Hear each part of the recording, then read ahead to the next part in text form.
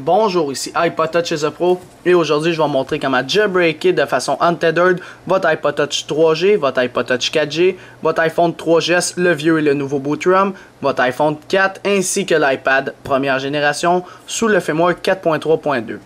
Alors ici je suis accompagné d'un iPhone 3GS sous le firmware 4.3.2, on peut aller le voir dans les réglages. Alors je m'en vais dans Général, à propos, et voilà, il est au firmware 4.3.2.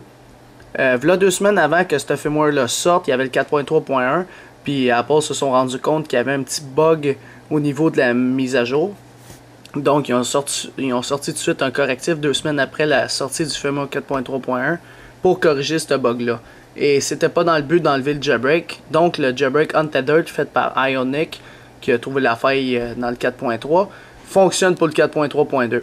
Alors encore avec Ratino, nous pouvons jailbreaker notre iDevice sur le firmware 4.3.2. Juste quelques notes avant de commencer. Si vous avez un iPhone 3GS ou un iPhone 4, puis vous êtes décimloqué à un certain firmware comme le 4.0 ou le 4.0.1, ou sinon les autres firmware, mais vous avez un baseband d'un ancien firmware, n'allez surtout pas au 4.3.2 avec un firmware original. Si vous faites ça, vous augmentez le baseband puis vous perdez le decimlock peut-être à vie.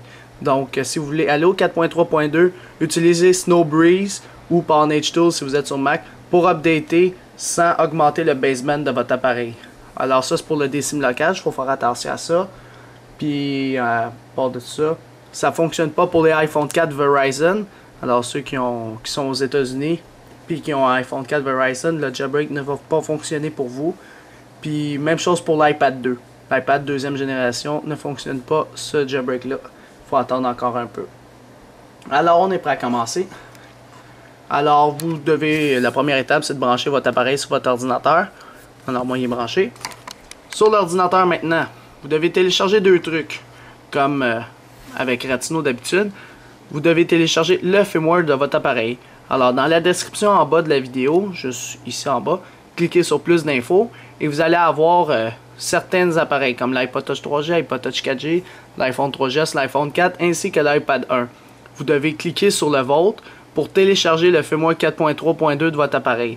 Alors quand vous allez cliquer sur le lien, enregistrez-le sur le bureau de votre ordinateur. Ça va être un lien à peu près variant de 400 à 600 MB dépendamment de votre appareil.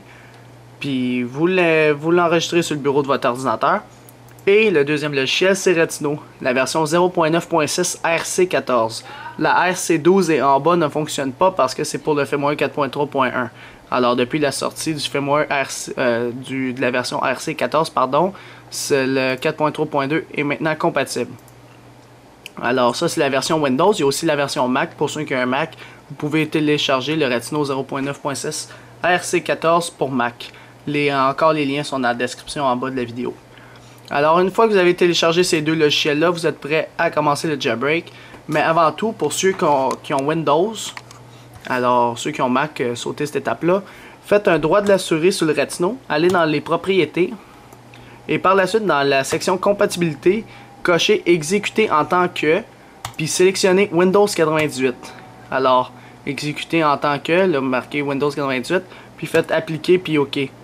Ce que ça fait dans le fond, le mettre en Windows 98, c'est lorsque le jailbreak s'effectue par Ratino, sur certains utilisateurs, ça bug à upload RAM disk. Quand ça bug, il faut que tu recommences le jailbreak puis tout. Fait que pour éliminer les risques que ça bug, on le met toujours en compatibilité Windows 98. Alors ça fonctionne mieux. Une fois que vous avez tout fait ça, vous êtes prêt à jailbreaker votre appareil. Alors je double-clique sur Ratino pour l'exécuter. Windows Vista, Windows 7, vous aurez un petit pop-up pour l'exécuter. Je dis yes. Et voilà, c'est parti. Ratino, il s'ouvre. Je vais juste me placer pour mettre le DF mode et tout. Alors, mon 3GS, il est ici. Pas obligé de l'éteindre au début. Là, il faut cliquer sur Browse. Vous devez aller chercher le firmware 4.3.2 que vous avez téléchargé de votre appareil. Alors, moi, il était sur le bureau de mon ordinateur quand je l'ai téléchargé. On double-clique dessus. Ça, ce petit pop-up là, ça va être pour les iPhone 3GS seulement. Alors pour ceux qui ont un 3GS, ça vous pose la question, est-ce que vous avez le nouveau boot ROM du iPhone 3GS? Si j'ai le nouveau boot ROM, je clique sur Yes. Si j'ai le vieux boot ROM, je clique sur No. Si vous ne savez pas le boot ROM de votre appareil, puis vous voulez savoir, j'ai fait une vidéo sur comment savoir le boot ROM de votre iPhone 3GS. Cliquez tout simplement sur le lien vert en haut de la vidéo, puis ça va vous rediriger vers une vidéo sur comment déterminer le boot ROM de votre appareil, dans le fond de votre iPhone 3GS. Alors une fois que vous connaissez le boot ROM de votre iPhone 3GS, vous pouvez cliquer soit oui, j'ai le nouveau boot ROM, le new boot ROM, ou le old boot ROM qui est no. Moi j'ai le nouveau boot ROM, fait que je clique sur yes. Ici, il faut que ça soit écrit IPSW Successfully Identified. Si ça n'écrit pas IPSW Successfully Identified, vous devez retélécharger le firmware 4.3.2 de votre appareil. Ça dit que ça ne fonctionne pas. Par la suite, vous faites Next. Puis là, il commence à tout builder, le RAM 10, tout ça. Il commence à tout préparer le jailbreak. Une fois que vous allez être rendu dans cette page-là, cochez uniquement Installer Cydia. En passant, ça veut, pour ceux qui ont un iPhone 3GS ou un iPhone 4 qui n'est pas activé, que vous êtes bloqué à l'appel d'urgence, ça va fonctionner aussi, ce jailbreak là, ça va l'activer votre appareil. Donc si vous êtes bloqué et vous n'avez pas la carte SIM originale, c'est pas grave, Retinho va vous l'activer. Alors on coche Install Cydia tout simplement, puis on va faire Next. Là ça dit ok, préparez-vous à le mettre en DF mode. Alors ce qu'on va faire pour dès qu'on va faire Next, pour ceux qui sont nouveaux dans le domaine du jailbreak, il faut mettre notre iPhone à ce qu'on appelle un mode DFU, puis l'iPad aussi, ou l'iPod Touch. Le mode DFU c'est quoi? On maintient pendant 3 secondes le bouton du haut, sans relâcher le bouton du haut, on maintient les deux pendant 10 secondes, puis après ces 10 secondes là, on relâche uniquement celui du haut tout en maintenant celui du bas. Alors on y va, on clique sur Next.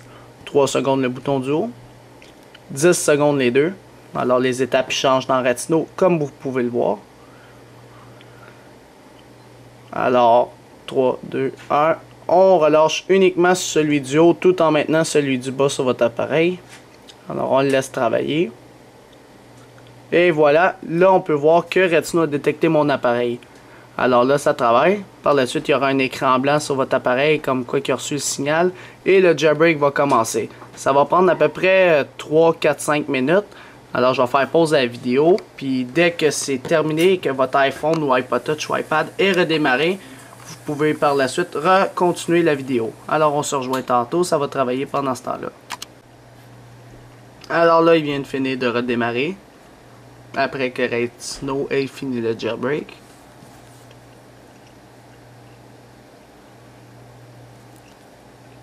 Par la suite, on devrait voir dans la deuxième page le Cydia en question.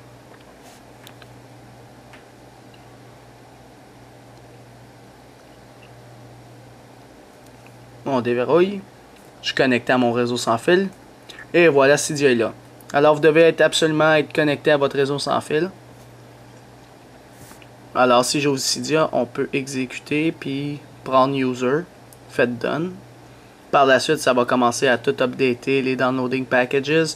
Vous faites les mises à jour Cydia. Juste une petite note. Pour ceux qui ont un iPhone 3GS avec le baseband 0615.00 ou un baseband qui permet le décimlocage, lorsque vous allez installer Ultrasnow, la version de la DevTeam ici, dans la source Retinho ici, Ultrasnow c'est-à-dire, si vous l'installez et ça ne marche pas, sur la source d'iPod Touch The Pro normal, on a mis un Ultrasnow qui permet de décimloquer correctement le firmware 4.3.2 parce qu'il y a un petit bug avec le Ultrasnow original. Donc sur notre source, on a mis un petit fixe dans le fond pour le firmware 4.3.2. Alors si je fais Edit Add, pour ceux qui ont besoin de la source, c'est apt, notre source, .iPod Touch The Pro. Aussi, il n'y a pas juste ça, là. Il y a d'autres, il y a des thèmes, des applications, etc. Oups, je n'arrache un peu. isopro.org. Alors, vous ajoutez cette source-là, tout simplement. Puis par la suite, vous installez Ultrasnow Fixer 4.3.2. Et votre décimlocage va fonctionner comme du monde. Alors, si vous avez des mises à jour, juste faire mettre à jour et installer. Et par la suite, vous avez un iPod Touch ou iPhone ou iPad jailbreaké sur le firmware 4.3.2 de façon untethered. C'est la fin de la vidéo. Visitez mon site internet www.ipodtouchisapro.com et n'oubliez pas de vous abonner à mon canal de YouTube en cliquant sur s'abonner juste en haut ou sinon en anglais le mot subscribe. En cliquant dessus, lorsque vous avez un compte YouTube, vous allez être abonné à ma chaîne de YouTube Hello 3 Pro pour recevoir toutes mes prochaines vidéos sur les iPod Touch et l'iPhone si vous êtes intéressé.